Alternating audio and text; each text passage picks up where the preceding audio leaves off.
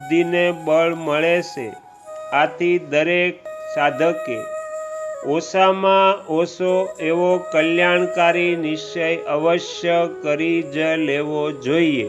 એવો નિશ્ચય કરવામાં બધા સ્વ આધીન છે, કોઈ પરાધીન નથી. આમાં કોઈની જરા પણ સહાયની આવશ્યકતા નથી, કેમ કે એમાં પોતે જ બળવાન છે. તો અહીંયા શ્રીમદ ભગવદ્ ગીતાના 4થા અધ્યાયના 3જા શ્લોકનું વિસ્તારથી વર્ણનનો 3જો ભાગ સમાપ્ત થયો. તમે તમારો કિંમતી સમય આપી એકાગ્ર ચિત્તે શ્રીમદ ભગવદ્ ગીતાનો આ પાઠ સાંભળ્યો એ બદલ હું આપ સૌનો ખૂબ ખૂબ આભાર વ્યક્ત કરું છું. અને